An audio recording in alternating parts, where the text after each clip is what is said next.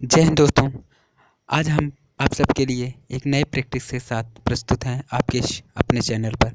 आज हम भौतिक विज्ञान के जो नए क्वेश्चन बनाए गए हैं रेलवे भर्ती द्वारा, उनको हम प्रैक्टिस सेट के माध्यम से सॉल्व करेंगे। रेलवे ग्रुप डी और एनटीपीसी के लिए यह नए क्वेश्चन जो बनाए गए हैं दोस्तों, ये आपके लिए हैं जो प्रैक्टिस सेट के माध्यम से हैं। यह क्वेश्चन एग्ज़ाम में ज़रूर पूछा जाएगा, इसलिए आपको इस क्वेश्चनों को सॉल्व करना और प्रैक्टिस सेट को करना बहुत ही अनिवार्य है। आप लोग प्रैक्टिस करिए और उसके बाद देखिए कि ये प्रैक्टिस सेट में नए क्वेश्चन कौन है। चलिए आज का पहला क्वेश्चन, आकाश का रंग नीला प्रतीत होता है। आपसे पूछा जा रहा है दोस्तों कि आकाश का जो रंग है वो नीला किसके कारण से प्रतीत होता है। तो दोस्तों आप लोग नोटबुक ले लीजिए और उस पर टिक करते रहिए और जो क्वेश्चन अच्छा लगे उसको आप नोट करते रहिए। इस क्वेश्चन का उत्तर होगा प्रकीर्णन के कारण दोस्तों। चलिए दोस्तों हम अगले क्वेश्चन की ओर बढ़ते हैं। अगला क्वेश्चन हमारा है, पूर्ण आंतरिक परावर्तन होता है जब प्रकाश जाता है। तो दोस्तों आपसे पूछा जा रहा है कि पूर्ण आंतरिक परावर्तन कब होता है। जब प्रकाश जाता है कहाँ, हीरे से कांच में, जल से कांच में, वायु से जल में या वायु से कांच में। तो दोस्तों आप लोग अगर क्वेश्चन अच्छा लगे तो नोटबुक पे नोट करिए। तो इसका उत्तर होगा ए, हीरे से कांच में। चलिए दोस्तों अगले क्वेश्चन की ओर बढ़ते हैं। खतरे के संकेतों के लिए लाल प्रकाश का प्रयोग क्यों किया जाता है, किस लिए किया जाता है दोस्तों। तो इस क्वेश्चन का ऑप्शन है ए, इसका प्रकीर्णन सबसे कम होता है, या यह आँखों के लिए आरामदायक होता है, या इसका सबसे कम रासायनिक प्रभाव होता है, या हवा में इसका अवशोषण कम होता है। दोस्तों इस क्वेश्चन का उत्तर होगा ऑप्शन नंबर ए, इसका प्रकीर्णन सबसे कम होता है। चलिए दोस्तों हम अगले क्वेश्चन की ओर बढ़ते हैं। अगला क्वेश्चन है बहुत ही ज़बरदस्त क्वेश्चन है जो एनटीपीसी ग्रुप डी के लिए बहुत ही अनिवार्य है दोस्तों। अस्त होते हुए समय सूर्य लाल क्यों दिखाई देता है। नंबर एक, परावर्तन के कारण, बी प्रकीर्णन के कारण, सी अपवर्तन के कारण, डी विवर्तन के कारण। तो दोस्तों यह क्वेश्चन एग्जाम की दृष्टि से बहुत ही महत्वपूर्ण है। तो इस क्वेश्चन का उत्तर होगा ऑप्शन नंबर बी, प्रकीर्णन के कारण। चलिए दोस्तों हम अगले क्वेश्चन की ओर बढ़ते हैं। अगला क्वेश्चन हमारा है 5 नंबर, मृग तृष्णा उदाहरण है। आपसे पूछा रहा मृग तृष्णा जो है उस किसका उदाहरण है, अपवर्तन का, विक्षेपण का, या विवर्तन का, या पूर्ण आंतरिक परिवर्तन का। तो दोस्तों यह भी क्वेश्चन बहुत ही लाजवाब है और एग्जाम में यह क्वेश्चन बार बार पूछा जाता है। तो दोस्तों इस क्वेश्चन का उत्तर होगा ऑप्शन नंबर डी। तो दोस्तों ऑप्शन नंबर डी, पूर्ण आंतरिक परावर्तन का। तो दोस्तों हम धीरे धीरे अगले क्वेश्चन की ओर बढ़ते हैं। अगला क्वेश्चन हमारा है क्वेश्चन नंबर 6, दूरबीन का आविष्कार किया था। तो दोस्तों आपसे पूछा जा रहा है कि दूरबीन का जो आविष्कार है वो किसने किया था, गैलीलियो, गुटेनबर्ग, एडिसन या ग्राहम बेल। तो दोस्तों आपको इस क्वेश्चन का उत्तर जानते ही होंगे और जो दोस्त नहीं जानते हैं उसको आप लोग नोट करके याद कर लीजिए। चलिए इस क्वेश्चन का उत्तर होगा ऑप्शन नंबर ए। इस क्वेश्चन का दोस्तों ऑप्शन नंबर ए, गैलीलियो। तो चलिए अगले क्वेश्चन की ओर बढ़ते हैं। अगला क्वेश्चन हमारा है क्वेश्चन नंबर, और ये हम कुछ देखते हैं कुछ महत्वपूर्ण खोजें जो एग्जाम में बार बार पूछे जाते हैं। ये खोज आपको याद ही होना चाहिए। तो यह खोज है, टेलीविज़न का खोज किसने किया, जे.एल. वेयर्ड। बैरोमीटर का टेरी शेली। वायुयान का खोज राइट बंधु। Transformer Faraday. Radio Markovnikov. दूरबीन गैलीलियो और रिवाल्वर कोल्ब। दोस्तों ये कुछ महत्वपूर्ण क्वेश्चन थे जो आपके एग्जाम में बार बार पूछे जाते हैं। तो हम अगले क्वेश्चन की ओर बढ़ते हैं। हमारा अगला क्वेश्चन है क्वेश्चन नंबर 7। तो दोस्तों इस क्वेश्चन को जो महत्वपूर्ण खोजे हैं आप लोग इसको नोटबुक में नोट करके याद कर लीजिए। चलिए हम अगले क्वेश्चन की ओर बढ़ते हैं। अगला क्वेश्चन आपके स्क्रीन सेट पर क्वेश्चन नंबर 7, दूरदृष्टि निवारण के लिए काम में लेते हैं। अगर किसी को दूरदृष्टि हो जाए तो उसको निवारण के लिए क्या काम में लेते हैं, अवतल लेंस, ए, बी उत्तल लेंस, सी उत्तल दर्पण, डी अवतल दर्पण। तो दोस्तों आप लोग यह क्वेश्चन का उत्तर होगा उत्तल लेंस। चलिए दोस्तों हम अगले क्वेश्चन की ओर बढ़ते हैं। अगला क्वेश्चन है हमारा क्वेश्चन नंबर 8, निकट दृष्टि दोष से पीड़ित व्यक्तियों के चश्मे में प्रयोग किया जाता है। अगर दोस्तों किसी को निकट दृष्टि दोष हो जाए तो उसमें उसके चश्मे में कौन सा लेंस प्रयोग किया जाता है? उत्तर लेंस, समतल उत्तर लेंस, अवतल लेंस या समतल अवतल लेंस। 4 ऑप्शन दिए गए हैं दोस्तों, इनमें से होगा उत्तर वो दोस्तों सी, उत्तर लेंस। तो दोस्तों अगला क्वेश्चन है, कैमरे में किस प्रकार का लेंस उपयोग में लाया जाता है? तो जो कैमरा होता है उसमें किस प्रकार का उत्तर लेंस प्रयोग में लाया जाता है? ऑप्शन है उत्तर, बी अवतल, बी वर्तुलाकार, सी समान मोटाई का। तो दोस्तों इस क्वेश्चन का उत्तर आपके जो होगा आप लोग नोटबुक में नोट करिए। तो इसका उत्तर होगा ऑप्शन नंबर ए, उत्तर दर्पण। तो क्वेश्चन नंबर 10, सबसे कम तरंग दैर्घ्य वाला प्रकाश कौन सा होता है? दोस्तों आपसे पूछा जा रहा है सबसे कम तरंग दैर्घ्य वाला प्रकाश, लाल, पीला, नीला, बैंगनी। 4 कलर दिए गए हैं, इसमें से आपको छांटना है कि सबसे कम जो तरंग दैर्घ्य वाला प्रकाश होता है कौन हो। ये एग्जाम में बहुत पूछा जाता है। ऑप्शन नंबर डी, बैंगनी। चलिए हम अगले क्वेश्चन की ओर बढ़ते हैं। अगला क्वेश्चन हमारा 11 है, धूप के चश्मे की क्षमता होती है। आपसे पूछा जा रहा है धूप में चश्मे लगाया जाता है उसकी क्षमता कितनी है, क्योंकि चश्मे को डायोप्टर से नापा जाता है उसकी लेंस की। तो 0 डायोप्टर, 1 डायोप्टर, 92 डायोप्टर और 4 डायोप्टर। तो उसकी जो क्षमता होती है दोस्तों ऑप्शन नंबर होगा ए, 0 डायोप्टर। तो चलिए अगले क्वेश्चन की ओर बढ़ते हैं। अगला क्वेश्चन हमारा होगा क्वेश्चन नंबर 12, लाल कांच को अधिक ताप पर गर्म करने पर वह दिखाई देता है। आपसे पूछा लाल कांच को अधिक ताप पर गर्म करने पर वह कैसा दिखाई देगा? लाल दिखाई देगा, हरा दिखाई देगा, नीला दिखाई देगा या तो पीला दिखाई देगा। तो चारों ऑप्शन में जो सही लगा आप नोटबुक में नोट करिए, उसके बाद आप लोग मिलान करिए। तो हरा दिखाई देगा। चलिए दोस्तों हम अगले क्वेश्चन की ओर बढ़ते हैं। अगला क्वेश्चन है, निम्न में से कौन सा पदार्थ विद्युत का सबसे अच्छा चालक है? ठीक है दोस्तों, यह क्वेश्चन बार बार एग्जाम में पूछा जाता है, इसलिए दोस्तों इस क्वेश्चन को आप याद ही कर लिए हर हाल में। तो क्या पूछा जा रहा है? विद्युत का सबसे अच्छा चालक। तो चांदी होगा या तांबा होगा या सोना होगा या अभ्रक होगा। तो दोस्तों इस क्वेश्चन का उत्तर होगा चांदी, ऑप्शन नंबर ए। चांदी जो होता है दोस्तों विद्युत का सबसे अच्छा चालक होता है। तो चलिए हम अगले क्वेश्चन की ओर बढ़ते हैं। अगला क्वेश्चन हमारा क्वेश्चन नंबर 14, बिजली के बल्ब का फिलामेंट किस तत्व का बना होता है? तो दोस्तों आप लोग चारों ऑप्शन के माध्यम से देखिए इसमें क्या होगा। तो कॉपर होगा, आयरन होगा या लेड होगा या टंगस्टन होगा। तो बिजली का जो फिलामेंट होता है दोस्तों जो जलता है बल्ब में वो टंगस्टन का बना होता है। जो लाल होता है वो किसका होता है? टंगस्टन का। तो चलिए दोस्तों हम अगले क्वेश्चन की ओर बढ़ते हैं। अगला क्वेश्चन है हमारा, विद्युत हीटर का एलिमेंट निम्नलिखित में किस धातु का बना होता है?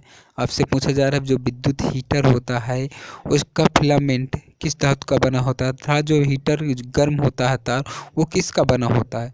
तो दोस्तों नाइक्रेन का या तांबा का या एल्युमिनियम का या इनमें से कोई नहीं। तो दोस्तों इस क्वेश्चन का उत्तर होगा ऑप्शन नंबर ए, तो नाइक्रेन का। जो विद्युत हीटर का फिलामेंट होता है, एलिमेंट होता है, वो नाइक्रेन का बना होता है। चलिए दोस्तों हम अगले क्वेश्चन की ओर बढ़ते हैं। क्वेश्चन नंबर 16, रॉकेट के सिद्धांत पर कार्य करता है। रॉकेट जो होता है दोस्तों वो किसके सिद्धांत पर कार्य करता है? ऊपर किसके सिद्धांत पर जाता है? तो ऊर्जा संरक्षण, बर्नौली प्रमेय या एवोगाड्रो परिकल्पना या संवेग संरक्षण। तो दोस्तों इस क्वेश्चन का उत्तर होगा संवेग संरक्षण। 16 नंबर का क्वेश्चन होगा संवेग संरक्षण। जो संवेग संरक्षण के सिद्धांत से ही रॉकेट का सिद्धांत चलता है। 17 नंबर, अश्व यदि एकाएक चलना प्रारंभ कर दे तो अश्वारोही के गिरने की आशंका का कारण क्या होता है? अगर घोड़ा एकाएक चल दे तो उस पर जो बैठा अश्वारोही होता है वो गिरने की आशंका में हो जाता है। किस लिए, किसका कारण? जड़त्व आघूर्ण के कारण, द्रव्यमान के संरक्षण के नियम, विश्राम जड़त्व के कारण, गति के तीसरा नियम। तो होता है दोस्तों सी, विश्राम जड़त्व के कारण वो गिरने की आशंका उसकी बढ़ जाती है। तो 18 नंबर, एक बीकर में पानी बर्फ पर तैर रही है। जब बर्फ पूर्णतः पिघल जाएगी तो बीकर में पानी का तल कितना रहेगा? बढ़ेगा, घटेगा, उतना ही रहेगा या पहले बढ़ेगा फिर बाद में घटेगा? तो दोस्तों इस क्वेश्चन का उत्तर होगा ऑप्शन नंबर सी, उतना ही रहेगा। ठीक है दोस्तों, जब बीकर में पानी भरा रहेगा बर्फ से पूर्णतः पिघल जाएगी तो उतना ही रहेगा। क्वेश्चन नंबर 19, पानी का घनत्व अधिकतम होता है। आपसे पूछा जा रहा है पानी का घनत्व अधिकतम कब होता है? नंबर 1 100 डिग्री सेल्सियस पर, बी 4 डिग्री सेल्सियस पर, सी 0 डिग्री सेल्सियस पर, डी -4 डिग्री सेल्सियस पे। तो पानी का घनत्व अधिकतम होता है option number B 4 degree Celsius पर। ठीक है दोस्तों, पानी का घनत्व 4 डिग्री सेल्सियस पर। चलिए अगले क्वेश्चन की ओर बढ़ते हैं। आप लोग वीडियो में बने रहिए, बहुत ही अच्छे अच्छे क्वेश्चन हैं। साबुन के बुलबुले का अंदर का दाब, जो साबुन का बुलबुला होता है उसके अंदर का दाब किसके कारण से वो बुलबुला बनता है? तो नंबर 1 वायुमंडलीय दाब के अधिक होने के कारण, वायुमंडलीय दाब में कम होने के कारण, वायुमंडलीय दाब के बराबर होता है, वायुमंडलीय दाब का आधा होता है। तो दोस्तों जो बुलबुला बनता है उसमें जो वायुमंडलीय दाब होता है अधिक होता है, इसके कारण वायुमंडलीय दाब से अधिक उसमें होता है दाब। क्वेश्चन नंबर 21, दूध से क्रीम निकालने में कौन सा बल लगता है? ठीक है दोस्तों, जो दूध से क्रीम निकाला जाता है उसमें कौन सा बल लगता है? अपकेंद्रीय बल, अभिकेंद्रीय बल, उपकेंद्रीय बल, बाह्य बल। तो दोस्तों इस क्वेश्चन का उत्तर होगा ए अपकेंद्रीय बल। जो दूध से क्रीम निकालने की क्रिया है वो अपकेंद्रीय बल के कारण से दूध का क्रीम निकाला जाता है दोस्तों। चलिए हम अगले क्वेश्चन की ओर बढ़ते हैं। अगला क्वेश्चन हमारा है लोलक की कालावधि। जो लोलक की कालावधि है उस किस पे निर्भर करती है? द्रव्यमान के ऊपर निर्भर करती है, या लंबाई के ऊपर निर्भर करती है, या समय के ऊपर निर्भर करता है, या तापक्रम के ऊपर निर्भर करता है? तो आपसे पूछा जा रहा है लोलक का कालावधि। तो दोस्तों यह जो है इसका उत्तर बी होगा, लंबाई के ऊपर निर्भर करता है। ठीक, लोलक का कालावधि लंबाई के ऊपर निर्भर करता है, ऑप्शन नंबर बी। यह 22 नंबर क्वेश्चन है दोस्तों, इसका होगा ऑप्शन नंबर बी। चलिए दोस्तों अगले क्वेश्चन की ओर बढ़ते हैं। अगला क्वेश्चन हमारा होगा क्वेश्चन नंबर 23, वर्षा जो होती है उसके बूंद जो होते हैं गोलाकार क्यों होते हैं? नंबर 1 ऑप्शन सतही तनाव के कारण, बी वायु के वातावरणीय घर्षण के कारण, सी गोल पृथ्वी के गुरुत्व के कारण, डी वर्षा जल की श्यानता के कारण। तो दोस्तों जो वर्षा का बूंद हो किसके कारण गोला होता है? ऑप्शन नंबर इसका होगा ए सतही तनाव के कारण वर्षा का जल जो होता है वह क्या होता है? गोलाकार होता है, ऑप्शन नंबर ए। चलिए दोस्तों हम अगले क्वेश्चन की ओर बढ़ते हैं। अगला क्वेश्चन हमारा होगा 24 नंबर, जो तेल दीप की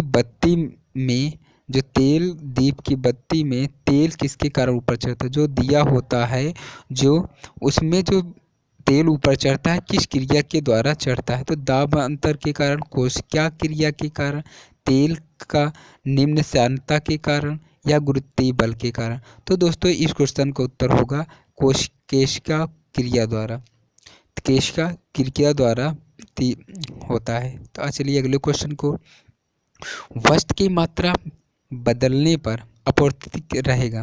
ठीक है दोस्तों, बहुत ही महत्वपूर्ण क्वेश्चन है आपके एग्जाम की दृष्टि से। वस्तु की मात्रा बदलने पर अपवर्तित क्या रहेगा? आयतन, भार, द्रव्यमान, या घनत्व? तो दोस्तों यह महत्वपूर्ण क्वेश्चन है, क्या रहेगा? घनत्व। घनत्व अपवर्तित रहता है दोस्तों। चलिए हम अगले क्वेश्चन की ओर बढ़ते हैं। अगला क्वेश्चन है 26 नंबर, हवाई जहाज से यात्रा करते समय पेन की स्याही निकलने लगती है। बहुत ही जबरदस्त क्वेश्चन दोस्तों, अब बार बार एग्जाम में पूछा जाता है। नंबर 1 वायु दाब में कमी के कारण, नंबर बी वायु दाब में वृद्धि के कारण, सी स्याही के आयतन में वृद्धि के कारण, डी अत्यंत भार के कारण। दोस्तों आप लोग यह क्वेश्चन बहुत ही अच्छे हैं, आप लोग प्रैक्टिस करना ना भूलिए, नहीं तो बाद में बहुत ही पछताएंगे। चलिए दोस्तों इस क्वेश्चन का उत्तर होगा किसके कारण से अगर हवाई जहाज़ पर यात्रा करते समय पेन की स्याही रिस जाती है? वायुमंडल में जो दाब की कमी के कारण है। तो चलिए अगले क्वेश्चन की ओर 27 नंबर, चाबी भरी घड़ी में कौन सा ऊर्जा होती है? जो चाबी भारी घड़ी वाली होती है उसमें कौन सी ऊर्जा होती है? गतिज ऊर्जा होती है, स्थितिज ऊर्जा होती है, यांत्रिक ऊर्जा होती है, संचित ऊर्जा? तो दोस्तों इस जो होता है 27 नंबर को उत्तर होगा बी स्थितिज ऊर्जा। ठीक है दोस्तों, चाबी भरी घड़ी में कौन सी ऊर्जा? स्थितिज ऊर्जा होती है। यह बहुत महत्वपूर्ण क्वेश्चन है दोस्तों। चलिए हम अगले क्वेश्चन की ओर बढ़ते हैं। 28 नंबर, श्यानता की इकाई है पॉइज, पास्कल, पॉइजली, या इनमें से कोई नहीं? तो जो श्यानता की इकाई आपसे पूछा जा रहा है, इस 4 ऑप्शन में से एक ऑप्शन सही होगा, उसका उत्तर आपसे पूछा जा रहा है। आप लोग कमेंट बॉक्स में भी टाइप करिए कि इसका उत्तर क्या होगा। तो ए पॉइज। चलिए दोस्तों हम अगले क्वेश्चन की ओर बढ़ते हैं। अगला क्वेश्चन हमारा है अगला क्वेश्चन है 29 नंबर, उत्प्लावन से संबंधित वैज्ञानिक है। आपसे पूछा जा रहा है दोस्तों कि उत्प्लावन जो नियम है वो किसने दिया, या कि जो उत्प्लावन नियम है वो किस वैज्ञानिक से संबंधित है, आर्किमिडीज, न्यूटन, लुई पास्चर या इसमें से कोई नहीं। तो दोस्तों इस क्वेश्चन का उत्तर होगा ऑप्शन नंबर ए, आर्किमिडीज जो है वो उत्प्लावन से संबंधित हैं, उत्प्लावन जो नियम है उससे संबंधित हैं, इसलिए दोस्तों इस क्वेश्चन का उत्तर होगा ऑप्शन नंबर ए। चलिए दोस्तों आज के लास्ट क्वेश्चन की ओर बढ़ते हैं। लास्ट क्वेश्चन हमारा है ऑप्शन नंबर 30, ध्वनि तरंगों की प्रकृति कैसी है। ध्वनि तरंगे जो है उनकी प्रकृति कैसी होती है वो पूछा जा रहा है। अनुप्रस्थ, अनुदैर्घ्य, अपरगामी, विद्युत चुम्बकीय। तो दोस्तों इस क्वेश्चन का उत्तर होगा ऑप्शन नंबर बी, अनुदैर्घ्य। ध्वनि तरंगों की प्रकृति कैसी होती है, अनुदैर्घ्य। तो दोस्तों आपसे यह क्वेश्चन बहुत बार पूछा गया है, इसलिए इसको आप नोट कर लीजिए, इसका ऑप्शन होगा बी। तो दोस्तों आज के लिए होता है क्वेश्चन पूरा समाप्त। तो दोस्तों आप लोग वीडियो को वॉच करने लिए अब मैं आपका बहुत बहुत आभार व्यक्त करता हूं। दोस्तों आप लोग इसी तरह इस वीडियो चैनल पर बने रहिए और आप अपना प्यार बरसाते रहिए। दोस्तों यह भौतिक विज्ञान का पहला पार्ट था जो एग्जाम में क्वेश्चन बार बार पूछे जाते हैं उस संबंधित था। अगले वीडियो में हम ऐसे क्वेश्चन लेके आएंगे दोस्तों जो अब नए एकदम लेटेस्ट क्वेश्चन है भौतिक विज्ञान के। अभी तो यह बेस था दोस्तों, हम अगले वीडियो में जो भौतिक विज्ञान को लेटेस्ट क्वेश्चन जो एग्जाम में पूछे गए हैं, जो आने की संभावना बहुत ज़्यादा है, प्रैक्टिस सेट के माध्यम से करेंगे। दोस्तों इस चैनल पे आपको प्रैक्टिस सेट मिलेंगे बहुत ही अच्छे अच्छे, जो एग्ज़ाम में आपको प्रैक्टिस करना चाहिए एग्ज़ाम के समय में। चलिए आज के लिए वीडियो को हम समाप्त करते हैं। जय हिंद।